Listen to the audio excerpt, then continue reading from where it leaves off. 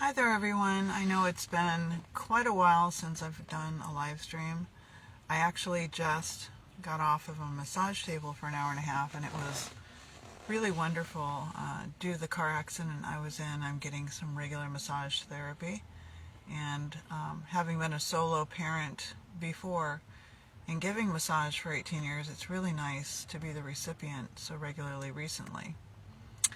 I'm doing a really short little live stream in the car here. As I said, I just left the massage place. And I'm a little puffy from laying face down in the face cradle. When we think about a diet that's really high or exclusively contains what is identified as protein, a high meat diet, a diet that's extremely high in one element that we need to have in our bodies that Dr. Sebi talked about, that we get from yellow dock and from many different herbs. I'm an herbalist, and so was Dr. Sebi. When we have iron in the body, it's a power element, it's strong.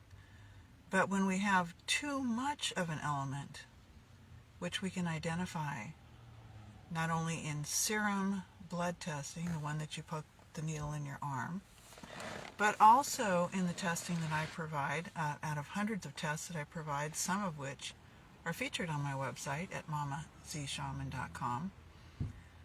The HTMA stands for hair tissue mineral analysis, and we take it close to the scalp up here.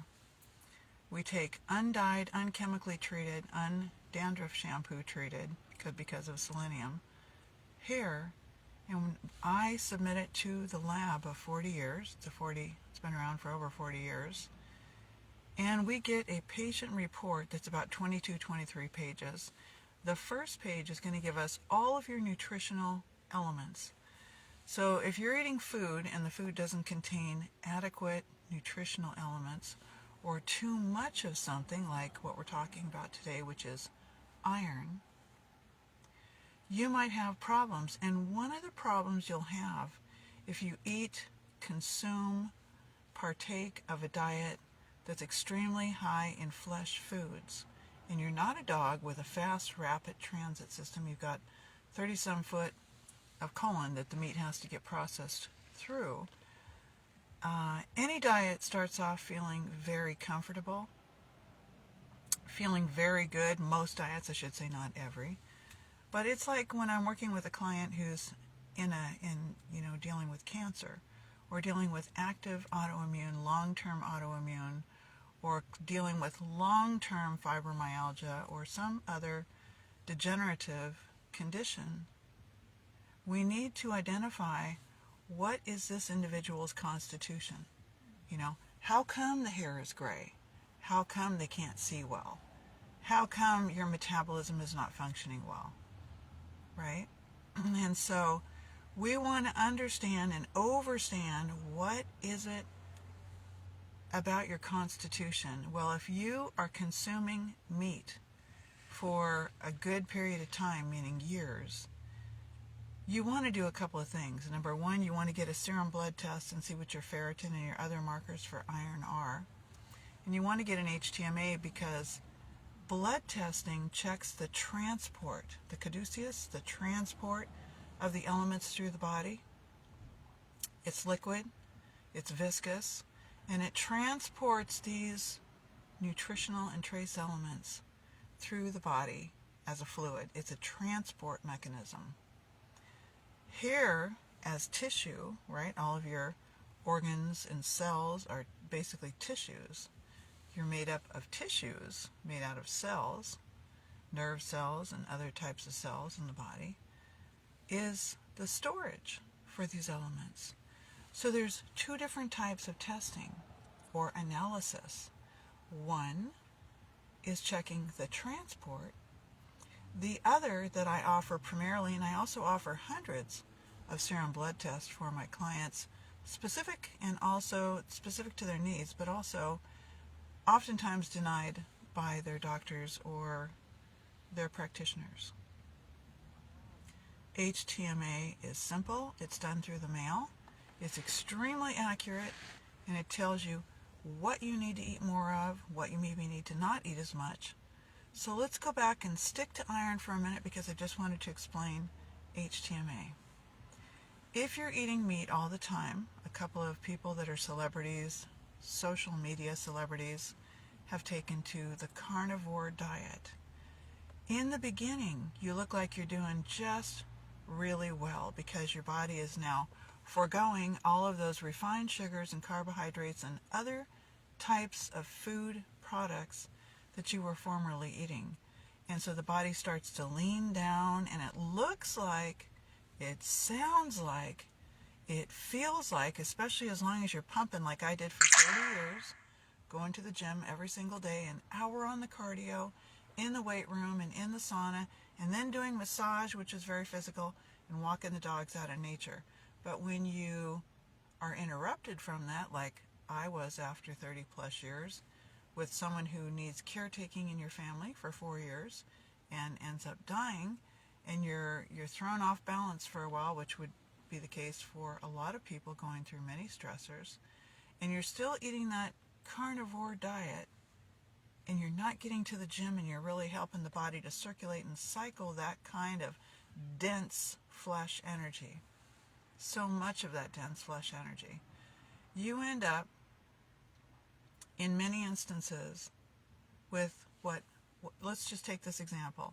You've got a cast iron pan. Let's take an iron pan that people cook with, like my grandmothers both cooked with a cast iron pan, and I cook from time to time with a cast iron pan. Those types of pans, because they're made out of iron, they will rust.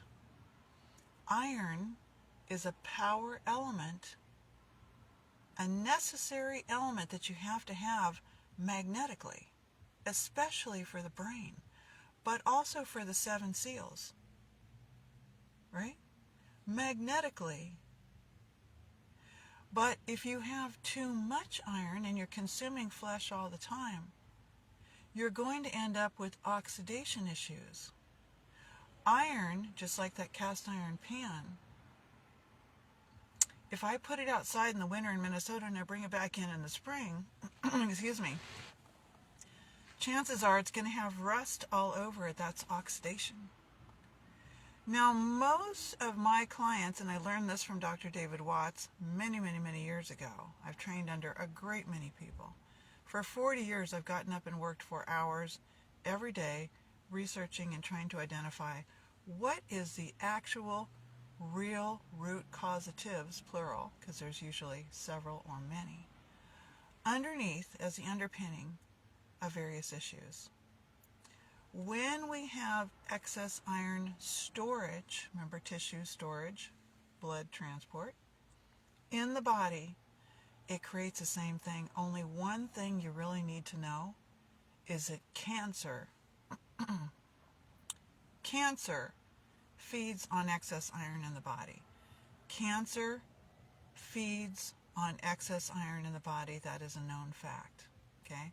So having that oxidation, having that excess iron, having that potential is oxidative. But there's one other thing. When we test people for 40 years with tissue, hair tissue, could be pubic hair, could be scalp hair, okay? It's not this hair, but again, it's hair closest to the scalp, closest to the blood-brain barrier. When we test that, and people have elevated storage iron, they also have, oftentimes, not always, but it's highly correlated with hostility. So let me just say one parting remark before I leave this short live stream. Living on what's known as the Mesabi Iron Range in northeast Minnesota, being a 42-year Californian born in San Francisco. My father was born in Oakland. My child, who's now deceased, was born in San Jose. Multi-generational Californian. This is an iron range, just like the Upper Peninsula of Michigan is copper land, copper range. It's a land high in copper. This land is very high in iron. And as you go throughout the many lands, wherever you are in the world, there may be an element like uranium in some cases. There may be a lot of lead in the ground. There could be a lot of mercury. There could be, but this particular ground has a high degree of iron. It's the Mesabi iron range. Do we absorb minerals from our environment, from the land? We most certainly do. Okay? And as I posted earlier today, the prefrontal cortex, the PFC, the prefrontal cortex of the brain, if you look up the etymology, the word sound power, the WSP, you will see that the ancient meaning of cortex is bark. The bark of a tree protects the tree, and the cortex protects the brain. That's where all the signals take place. The signals are happening because of the rapid expansion of RF radio frequency 5G interruptions to our natural vibration. So in order to open the 7 seals and to have full potential of your intuitive and your perceptive abilities, to the extent that I do and way beyond that, you got to be able to open the 7 seals. You've got to be able to understand and overstand and understand that if you're eating flesh foods every single day and you build up an excessive accumulation of iron in your tissue storage, meaning that you're not doing huge amounts of cardio like I was doing for many, many years, 30 years, every day, chances are you're going to start oxidizing and feeding any, I believe we all have, cancer cells. I have 4 documented cases of cancer. I'll be 62 years old here in a couple of months, and I've reversed each and every one of them, including March of 2022. I used one of the urine tests that I have highlighted as a featured test on my website at MamaZ.Shaman.com. And it is a long name. It's called a Kryptopyrrole. And the Kryptopyrrole was studied back in 1975 by Dr. Carl Pfeiffer. And I happened to read all of his books. I've read hundreds and hundreds of books, and I've spent money on them. And I found that they were, meaning operations later identified to be connected with MK Ultra. Mind control experimentation they were using measurement of pyrroles from the urine as a marker for detection for schizophrenia. Now, schizophrenia, in medical terms, in the medical industry, is basically a fractured personality. I know it's much more than that, but it's someone who's got nervous system fatigue, stress, trauma, perhaps poor nutrition, and perhaps that individual was born with a deficient constitution from a deficient mother, because that is the case in many, many instances. So this is precisely why I say, let's get mom and dad, if possible, tissue tested. You'd be amazed.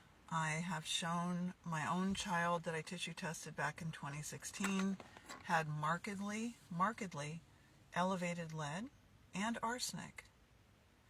Mothers and their mothers and their mothers were around during a time when the airwaves were full with lead, vis-a-vis leaded gasoline, leaded paints, lead-painted toys from China and all over.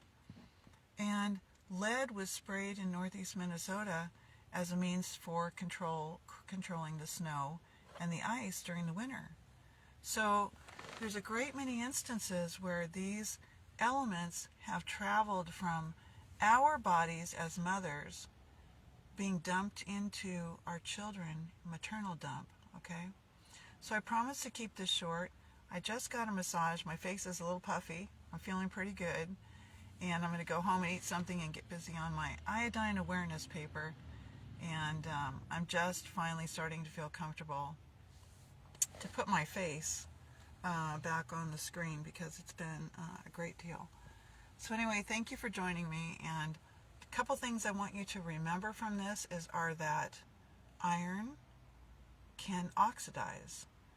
Iron, excessive levels of iron, if you're someone who's eating, say, you're eating red meat and pork and turkey and elk and chicken and stuff like that all the time, especially the red meats, what we call the red meats, which is just a terrible way to describe something about an animal, but they will produce oftentimes hostility in the personality. As a personality trait, there will be much more tendency to hostility for people who are burger eaters, who are meat eaters, flesh eaters.